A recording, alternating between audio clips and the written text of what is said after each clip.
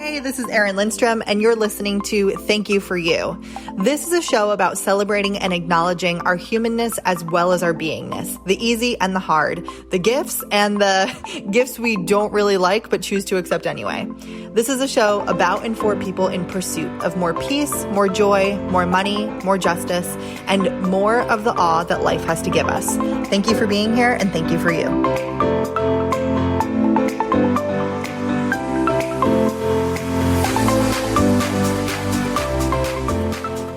Hey, welcome back. It's a new year. And today on the podcast, you get to meet the incredible Casey Handy Smith. So Casey and I met through some mutual business besties who I love and adore.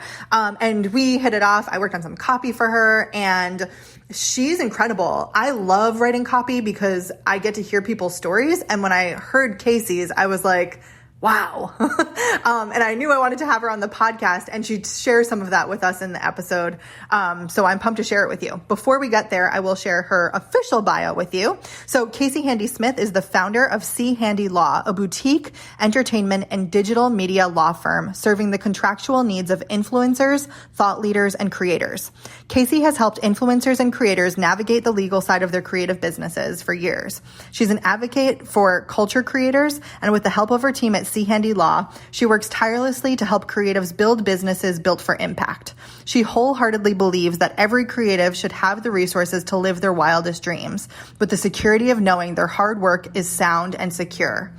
So I hope you enjoy this episode. Let us know, in the comments. You can leave a review. You can let me know on Instagram. But enjoy, and talk to you soon.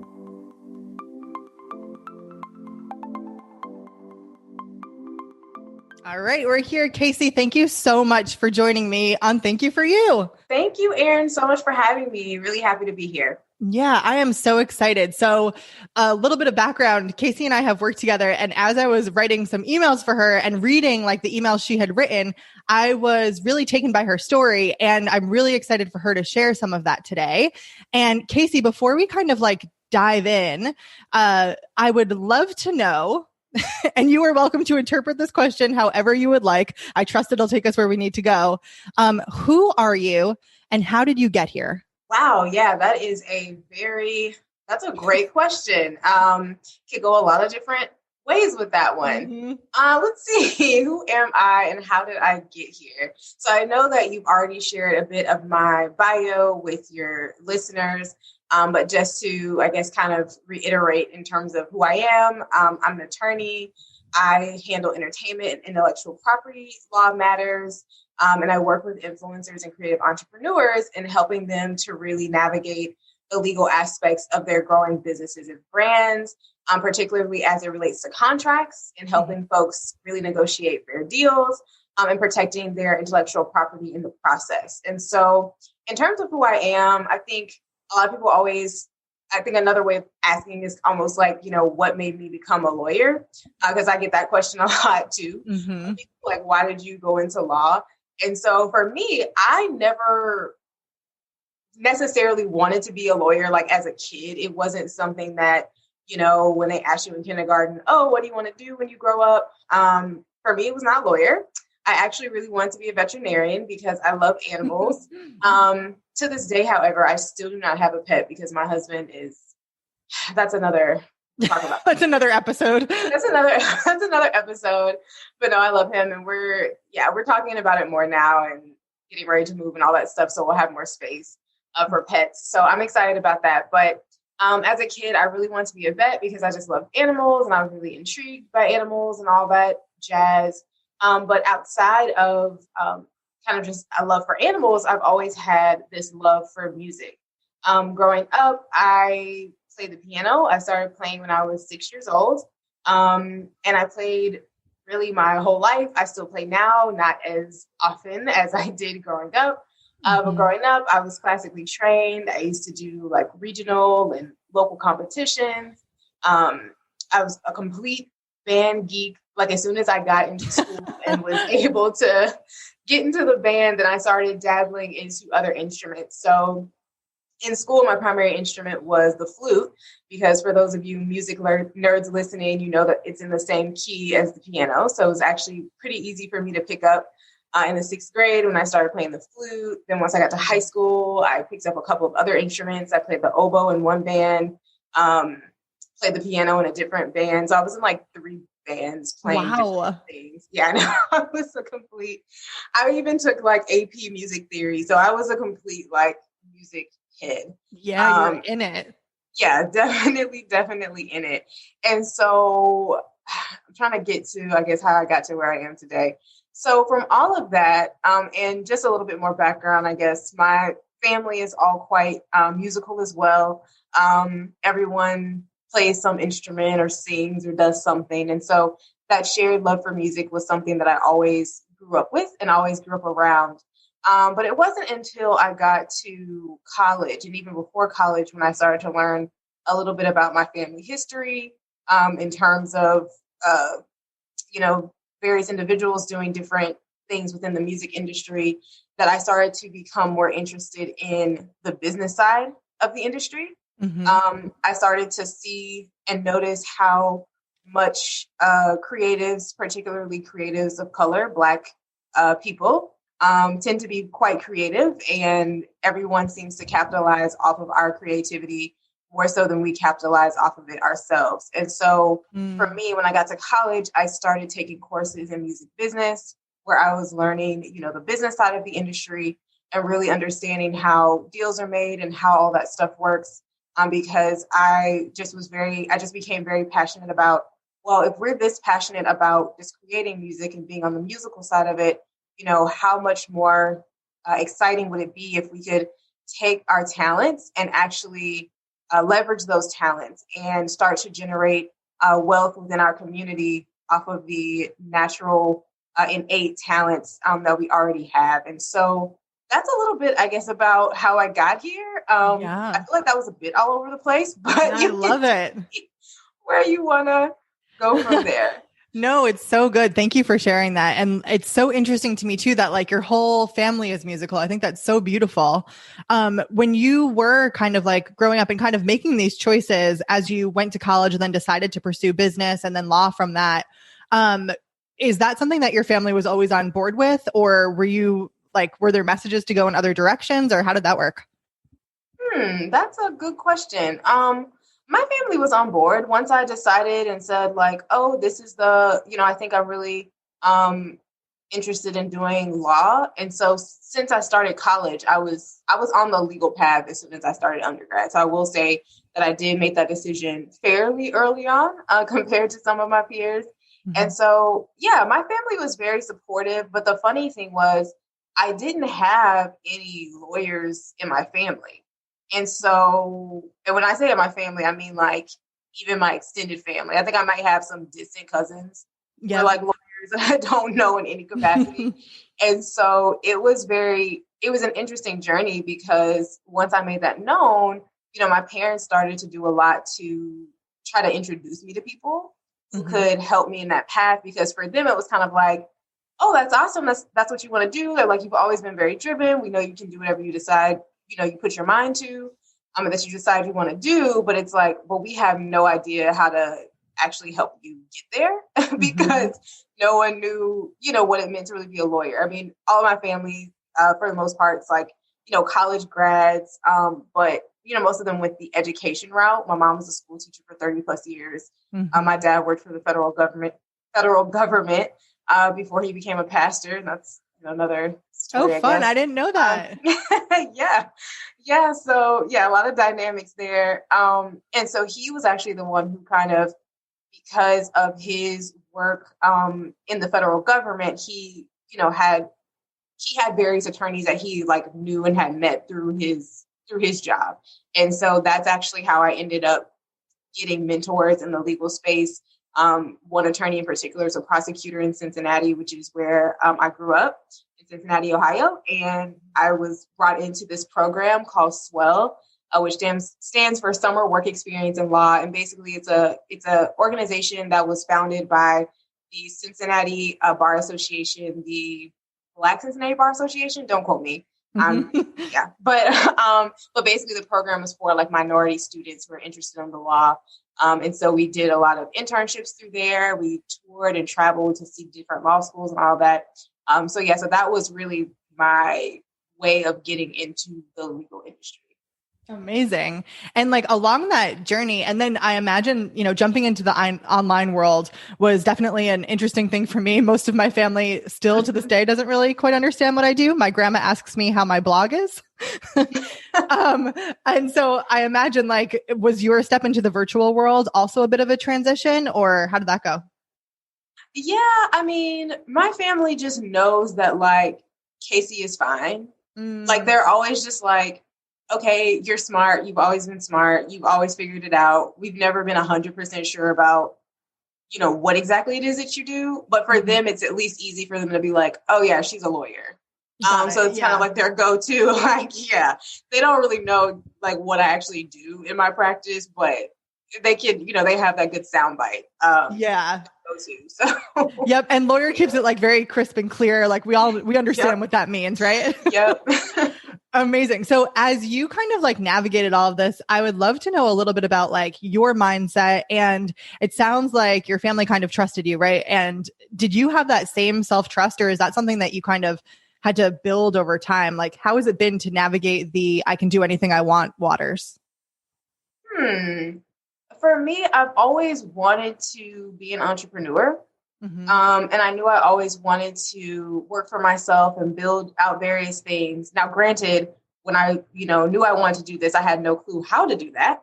But for me, it was just like, oh, that's what I want to do. And one of my closest mentors who I actually met in that program, I mentioned a moment ago, is an entertainment attorney based in LA who's had her own firm and her own business, several business ventures for years. And so I'd always kind of look up to her and her business model and how she's done things. But as you know, I mean, entrepreneurship is a bumpy ride, to say the least. And so even when I am, constantly in that mindset of, okay, this is what I'm doing, definitely doubt creeps in, fear creeps in. I've definitely had times in my journey that I'm like, okay, is this really what I'm supposed to be doing? Like, I know I said I always wanted to do this, but is this really, what it is? Because this is really hard and this is a lot. Right. And so in terms of building that trust for myself, it's really just been not being afraid to take those losses and then learning from them and turning around and figuring out, how to propel from there. Yeah, I think that's so important. Once you can kind of be like, all right, well, I know I'm going to fail no matter what I do in some way, shape, or form. Like, how am I going to learn from it? I think that changes everything. So many people like don't take action because they're afraid to fail. But really, like once you learn how to learn from the failing, you're kind of golden in whatever you do because you're progressing. Yep. Yeah.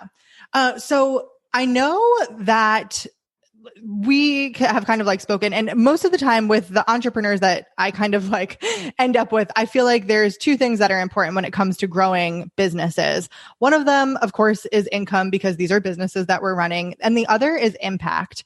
And I would love to hear a little bit for you, what that kind of like looks like. What do you care about? Like what drives you?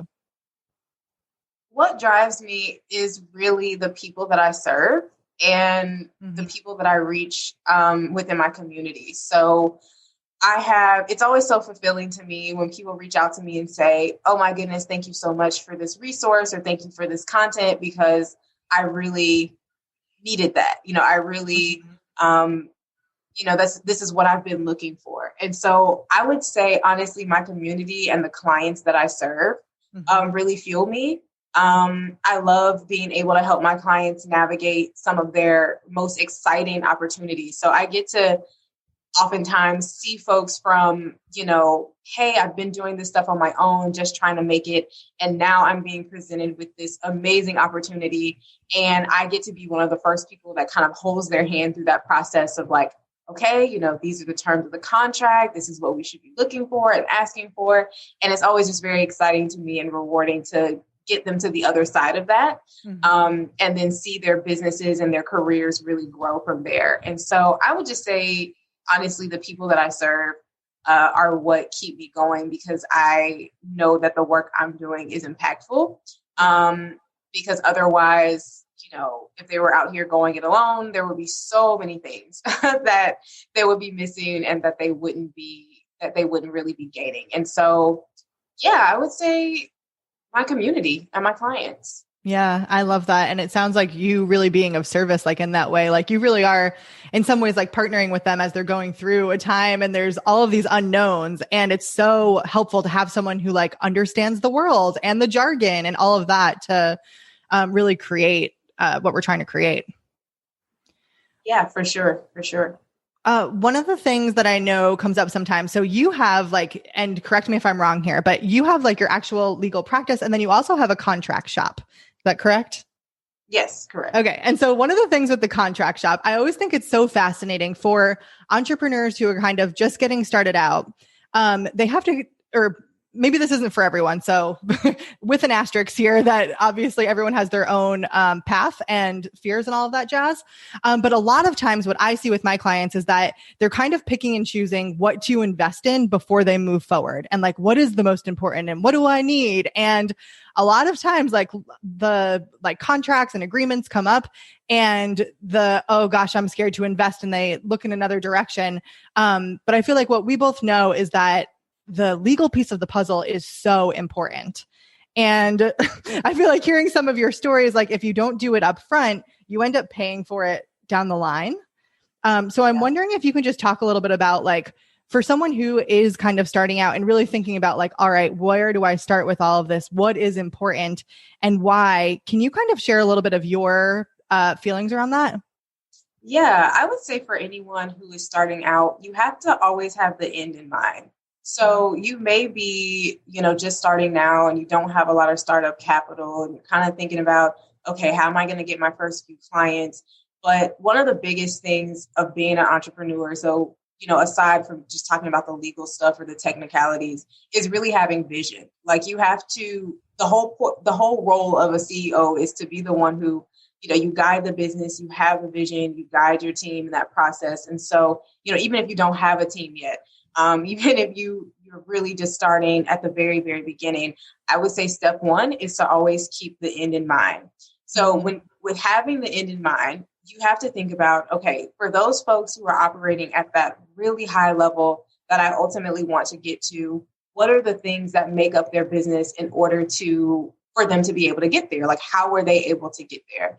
And the legal piece of things people overlook so often, but the legal foundation, I would say legal and accounting, so finances, are really two of the most critical foundational pieces that you need in your business in order to actually become a successful business. Because there's a lot of things that if you don't have those things in place, you can't even get to, the smallest next level. I'm using small and just, right. In terms of how you're on your path. Mm-hmm. And so a good example would be, this year, everything that's been going on with COVID. The government was offering a lot of assistance and resources to businesses during this time. And a lot of people could not get those resources because they didn't have paperwork in order. Mm-hmm. If you're not a formal legal entity, if you don't actually have a formal business in place, you can't get that type of help and assistance at times like this. If you don't have certain documentation that you've been keeping as it relates to your finances. So a lot of entrepreneurs, I think this year has been a huge wake up call for all of us in a lot of regards. But I think for a lot of entrepreneurs, particularly those who are kind of starting out, are seeing that like, okay, it's important for me to have stuff together from the beginning so that I can really, be able to operate as an actual business. And so, my mindset around that is it's never too early to start, and you need to always have the end in mind and be taking steps to constantly building out your business as an actual business. Like, I think people get so stuck in that mindset of like, oh, it's just me. I'm the one doing everything in my business, but it's like, but you're not going to always be that way. Right. Unless you want to be, if you want to build a business that's all based around you. And if something happens to you tomorrow, your business is just crumbles, then that's one thing. But if you're looking to build something out that's really going to grow and that can impact people on a larger level, you have to think beyond yourself and you have to start operating in that larger capacity from day one. That makes so much sense. I love the idea of like, start by thinking about like the end, like where are we actually driving this car? Because that's the only way we're going to get to the destination. And then like, what kind of supplies do you actually need? I love that. Do you think that when it comes to like investing in law stuff, are there like underlying fears and mindset stuff that holds people back? Yeah, I think, I mean, it's always in business, excuse me, that idea of, especially when you're kind of starting out and you haven't made a lot of money yet, there's always that idea of like, well, I don't have money coming in. Like I can't afford to have money going out. But what I will say, I know in my experience in business, which has been several years at this point, is every time I've made an investment, I've always gotten the return in some capacity.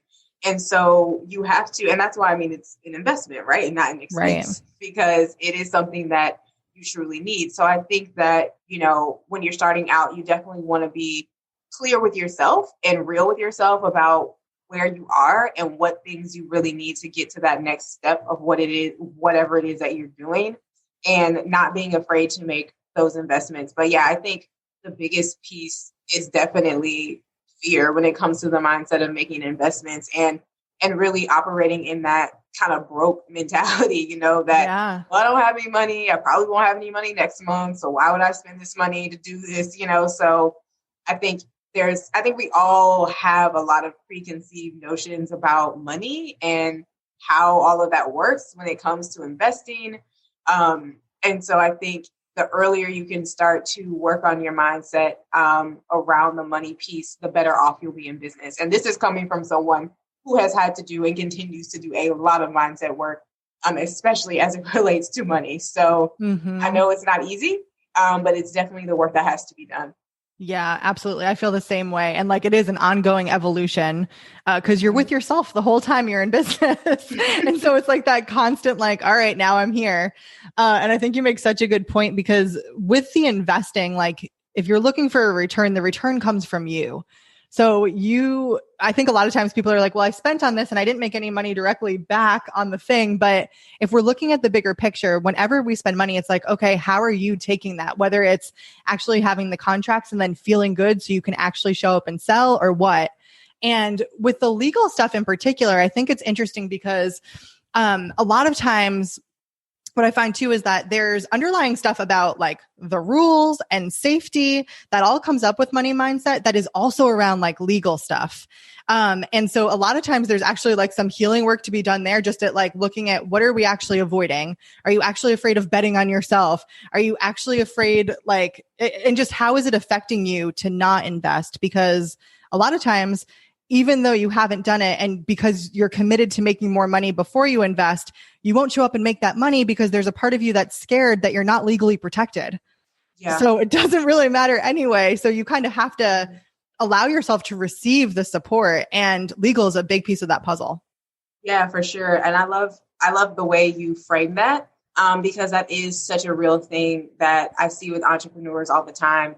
Is, when you don't have that solid legal foundation in place, when you don't have that solid, financial framework in your business, when it comes to your bookkeeping and your accounting, it can be really hard to make those bigger move steps because that, okay, if I kind of get to this next level, will I be exposed almost for not, having these things in place? Or, you get to a point where you're even putting so much more at risk as you continue to grow in your business. You may not have a lot right now. And so you may feel like, okay, not a big deal if I don't have this contract in place for my coaching services, for instance. But the thing I think people tend to not realize as well with the legal is there's a lot of things that contracts in particular, that's what I specialize in, really protect you from and outline for you that you may not even be aware of. So a good example of that is intellectual property. So in the online space, in the entertainment industry, all the spaces that I work in, intellectual property is a huge part of everything that you do. So even if you are a coach or a consultant and you're thinking, okay, this client contract, this client's going to pay me $1,200 for, I don't know, a VIP day or something, right? And so you're thinking, okay, what's the big deal if, They don't pay. I mean, listening, you may be thinking that is a big deal. They don't pay, right? But right. maybe you're thinking like, okay, $1,200, like I can make that back, like not the end of the world. But if you have a situation where you shared information with them that was confidential to your business, or was something that was unique to your business, so some of your intellectual property that you may have shared with them in your exchange, if they go then and now take, I don't know, the name of your signature course, or they take some of your course content. So now you're looking at a much bigger situation, well beyond $1,200 for the service fee, right? Mm-hmm. Like now you're looking at the actual value of your creativity. You know, how do you even go about breaking down what that sort of thing is worth? And that's really what contracts and having those things in place from the beginning help you to navigate those sort of situations. So if something like that happens, you can clearly go to the contract and say, okay, this is what has to be done. This is how we're going to resolve this. And it also gives you a framework for how you even kind of quantify that sort of thing. And so I think, you know, it's a lot of things, as you said, that people tend to kind of overlook and not realize that, yeah, there's much more to it than what may appear to be just on the surface. Yeah. I love what you just said about like the value of your creativity.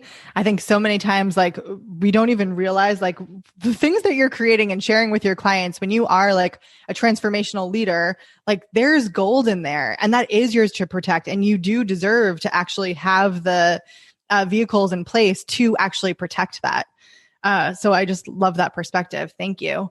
Is there anything, like if you could share one thing that you want people to really like take away if they're listening to this, like what do you feel like your message is?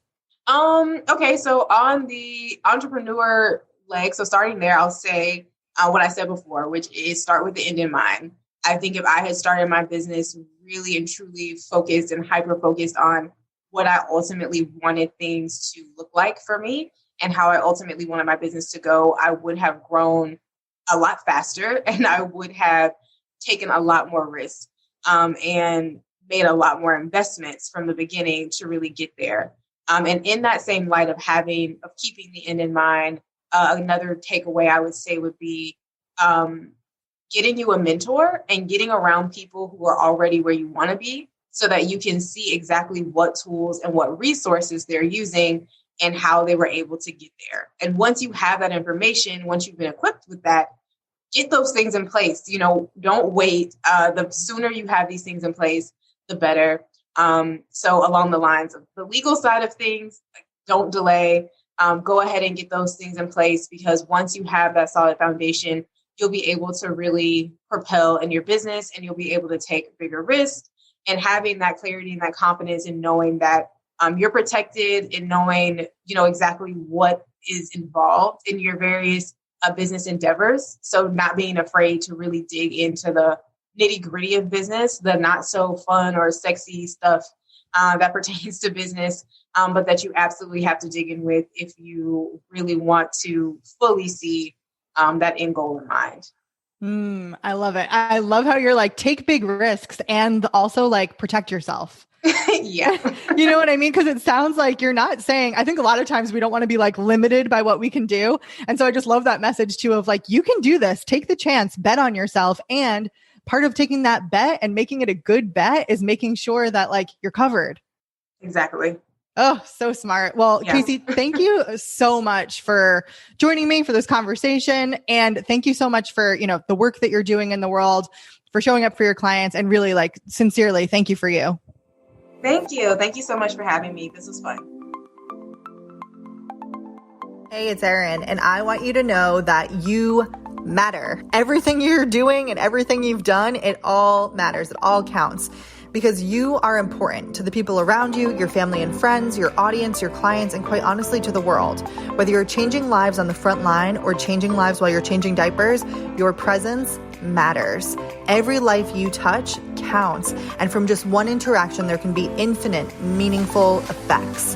And for that reason, I want to thank you for showing up and doing the work to be with yourself and share your light and your gifts and your love with those around you. If you want support with any of this human being stuff, you're always welcome to join me inside of my coaching membership, Human Being Club, at humanbeingclub.com, or follow along with me on Instagram for more behind the scenes silly stuff at Erin Lindstrom. Once again, thank you for being here, and thank you for you.